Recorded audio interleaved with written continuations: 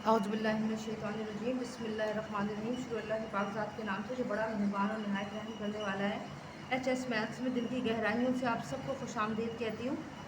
उम्मीद करती हूँ अल्लाह के पाक ज़ात के खैर बरकत से और फजल करम से आप सब खैर और आफियत से होंगे। अल्लाह ताला आप सबको और हम सबको अपनी हिफ्ज़-ओ-अमान में रखे और हर तरह की छोटी बड़ी बीमारियों से महफूज रखे। आमीन सुम्मा आमीन। मेरे साथ मिलके एक बार दुरूद पाक पढ़ लें सल्लल्लाहु अलैहि या मुहम्मदुन नूरुन मिन नूरिल्लाह। बेटा आपको पता है, आगे बढ़ने से पहले हमेशा की तरह मैं आपसे रिक्वेस्ट करूंगी, प्लीज़ मेरे चैनल को सब्सक्राइब कर लें ताकि आने वाली हर वीडियो आप तक बआसानी पहुंच सके और जिस हद तक हो सके इस लिंक को शेयर करें ताकि ज़्यादा से ज़्यादा बच्चे इससे फ़ायदा हासिल कर सकें। आप लोग की मोहब्बतों का और आपकी वीडियो वॉचिंग के लिए दिल की गहराइयों से आपको शुक्रिया अदा करती हूँ। बहुत बहुत शुक्रिया, आपके फीडबैक का बहुत शुक्रिया। बेटा आपको पता है आजकल जो हम कर रहे हैं एक्सरसाइज वो है चैप्टर 1 की, यानी यूनिट 1 सिंटैक्स बुक है। ये सिंटैक्स बुक का unit 1 real and complex number. As I told you before कि real number, every number is a real number and क्या नाम था चैप्टर का, real and complex number and an imaginary number is called a complex number. ठीक है, तो अल्हम्दुलिल्लाह with the help of Allah पाक I have already uploaded exercise 1.1 completely with detailed explanation, all the question and all the parts of that questions, and 1.2 has already been uploaded yesterday, and today we are going to explain exercise 1.3. there are 4 questions. Question number 1, some part of question number 1, question number 2, question number 3 and question number 4 we are going to cover it today inshallah and with the help of Allah पाक। चले बेटा शुरू करते हैं। क्या है सवाल आपका, बहुत आसान है। ये वो सवाल आते हैं जो आपके एमसीक्यूज में आते हैं। Right the base and exponent of the following. सबसे पहले अगर आपसे वो पूछ रहे हैं बेस बताएं और एक्सपोनेंट बताएं, आपको ये जब तक पता नहीं होगा कि बेस होती क्या है और एक्सपोनेंट क्या होती है तो आप कभी सवाल नहीं कर सकते। लेकिन अगर आपका ये कॉन्सेप्ट क्लियर है तो फिर कोई भी वैल्यू हो आप इंशाल्लाह ताला बहुत आसानी से सॉल्व करेंगे। सबसे पहले याद रखें कि एक्सपोनेंट क्या है। एक्सपोनेंट पावर का दूसरा नाम। सही है, जैसे हम इंटीजर्स, नंबर्स को इंटीजर्स कहते हैं, सही है, कहते हैं ना, बिल्कुल उसी तरह पावर को एक्सपोनेंट कहते हैं। तो बात तो ख़त्म हो गई। देखिए एक्स पावर 4 है तो मैं एक्सपोनेंट में 4 लिख दूँ, और जाहिर बात है जब पावर 4 है तो वो किसी चीज़ पर लगी होगी, किसी नंबर पर, तो जिस नंबर पर पावर लगी है वो बेस है। 3 पर पावर लगी है 3 बेस है, और एक्सपोनेंट यानी पावर 4 है। यहाँ देखें बेस कौन है, 1/3, 1/2 सॉरी, और एक्सपोनेंट यानी पावर कौन है 3। यहाँ देखिए बेस कौन है -30 और पावर कौन है 20। It's so simple. लेकिन होता ये है कि जब ये एमसीक्यूज में आता है तो बच्चे घबरा जाते हैं, लेकिन आपको घबराना नहीं है। ये क्यों बता रहे हैं, क्योंकि आगे की जो एक्सरसाइजेज आने वाली हैं इंशाल्लाह जो हम करेंगे उसमें एक्सपोनेंट और बेस का बहुत पे ही सारी एक्सरसाइज डिपेंड कर रही है। Now moving to question number 2। Now बेटा देखो question number 2 is identify radicand and index in the following. मैं आपको यहाँ पे एक बात समझाना चाहती हूँ। आप सबको पता है ये रूट है, सही है, जिसे आप रेडिकल भी कहते हैं, रेडिकल भी कहते हैं इसको और रूट भी कहते हैं। रेडिकल भी कहते हैं और रूट भी कहते हैं, यानी स्क्वायर रूट, सही है। अब इसके अंदर जो भी लिखा होगा वो रेडिकेंड होगा। क्यों? रेडिकल स्क्वायर रूट को कहते हैं। रेडिकल के अंदर जो भी वैल्यू लिखी होगी, चाहे वो अल्फ़ाबेटिक ऑर्डर में हो, चाहे वो एक्सप्रेशंस में हो, चाहे वो नंबर्स में हो, वो सब रेडिकेंड कहलाएगा। अच्छा, इंडेक्स क्या होता है? जो चीज़ यहाँ, अगर यहाँ 7 है तो इंडेक्स 7 है, अगर यहाँ 3 है तो इंडेक्स 7 है, यहाँ अगर 4 है तो इंडेक्स 4 है। लेकिन याद रखें अगर यहाँ कुछ भी नहीं है तो इंडेक्स क्या है? इंडेक्स 2 है। क्यों? क्योंकि आप स्क्वायर रूट की बात कर रहे हैं। स्क्वायर मीन्स 2, ठीक है, स्क्वायर मीन्स 2, सही है बेटा। अब जब मैंने आपको ये बता दिया कि स्क्वायर रूट का सेकंड नेम क्या है, रेडिकल। रेडिकल के अंदर यानी स्क्वायर रूट के अंदर जो भी वैल्यूज होंगी वो क्या कहलाती हैं? वो रेडिकेंड कहलाती हैं, ठीक है। और इंडेक्स क्या होता है? ये अगर यहाँ कुछ भी नहीं लिखा तो क्योंकि ये स्क्वायर रूट है तो इंडेक्स 2 हो जाएगा, और अगर यहाँ कोई नंबर लिखा है तो वो आपका इंडेक्स बन जाएगा, ठीक है। अब रेडिकल कौन है रूट के अंदर? कौन है? 5, रेडिकेंड हो गया। 3 इंडेक्स हो गया। यहाँ रेडिकेंड कौन है? x/y, और इंडेक्स कौन है 4। यहाँ रेडिकेंड कौन है X square Y Z, index कौन है 5, ठीक है। और अगर यहाँ इंडेक्स कुछ नहीं लिखा होता तो आप क्या लिखते हैं 2, ठीक है। अल्हम्दुलिल्लाह अल्लाह की हेल्प से क्वेश्चन नंबर 2 भी डन हो गया। Moving to question number 3। चले बेटा, बहुत आसान है। Transform the following into exponent form. Exponent कहते हैं पावर को।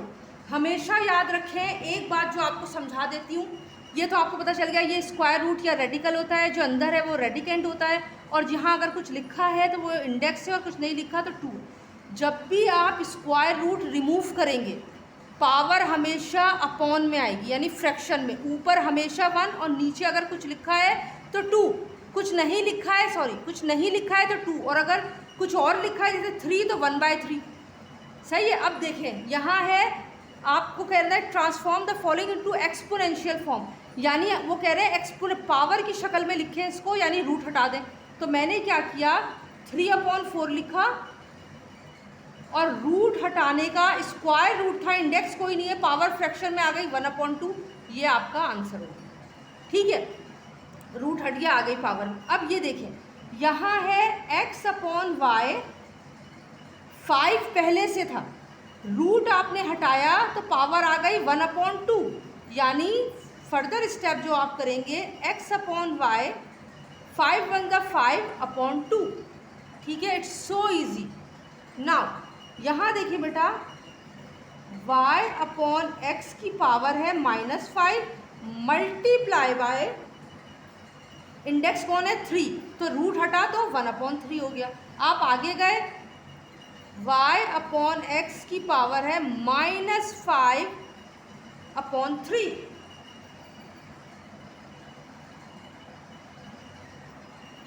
सही है।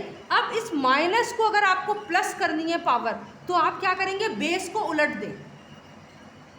ये भी आंसर बना सकते हैं आप, लेकिन नेगेटिव में पावर नहीं होती एक्चुअली। तो हम क्या करेंगे कि हम पावर को पॉजिटिव करने के लिए बेस को उलट देंगे, y/x हो जाएगा x/y, और पावर हो गई 5/3, माइनस की जगह प्लस हो गई, ओके। ये आपका इसका आंसर हो गया, ये आपका इसका आंसर हो गया। अब देखिए 3y की पावर है 7, y और z की पावर तो थी 7, मल्टीप्लाई बाय इंडेक्स था 3, तो रूट हटा 1/3, ये हो गया y और z की पावर 7 1 ज़ा 7/3, ये आंसर हो गया आपका, ठीक है बेटा। अब ये देखिए 9 की बेस 27, 1/9, ठीक है, ये आपका आंसर हो गया। अब पार्ट 6 7 8 9 के लिए आगे चलते हैं। चलो बेटा, ये है बहुत आसान है, बहुत आसान है। -64 की पावर है 2 मल्टीप्लाई बाय इंडेक्स 3 था 1/3 आ गया। आगे गए -64 की पावर हो गई 2 1 ज़ा 2/3, ये आपका आंसर हो गया। नाउ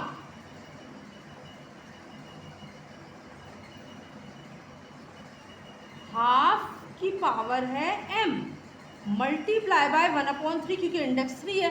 जब ये आप आगे जाके करेंगे तो ये हो जाएगा 1/2 m/3, सही है, ये आपका आंसर हो गया। अब ये है x/y की पावर है क्यूब मल्टीप्लाई बाय 1/5, x और y की पावर है 3 1 ज़ा 3/5, ये आपका आंसर होगा। अब यहाँ देखिए क्या होगा, यहाँ डबल रूट है, ये बहुत गौर से समझने वाली बात है। सबसे पहले तो आप क्या करेंगे, ये आपने इंडेक्स लिखा 3 और इसको अभी नहीं छेड़ेंगे, क्योंकि जब तक अंदर का रूट ख़त्म नहीं हो जाएगा आप इसको नहीं छेड़ सकते। आपने लिखा 4/3 और पावर इस रूट को हटाया तो पावर 1/2 हो गई, क्योंकि इसका इंडेक्स तो 3 है, इसका इंडेक्स नहीं है, तो 1/2 हो गया। अब आपने क्या करना है, 4/3 की पावर है 1/2 मल्टीप्लाई बाय 1/3, सही है। क्यों? क्योंकि जब ये बड़ा रूट हटा तो इसकी इंडेक्स 1/3 हो गई। अब 4/3 की पावर है 1 1 ज़ा 1 2 3 ज़ा 6, ये आपका आंसर हो गया। Now moving to question number 4।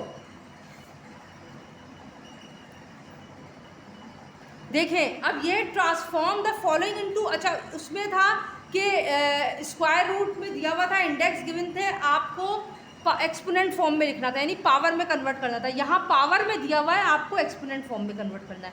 Transfer the following into radical form, यानी स्क्वायर रूट लगाना है। तो हमने क्या किया, जो इंडेक्स है हमें पता है 1/7 का मतलब है कि इंडेक्स 7 है। मैंने यहाँ 7 लिखा, इंडेक्स देखें लिखा 7 और 5 की पावर 3 बना दी। सही है, ये आपका आंसर होगा। So easy.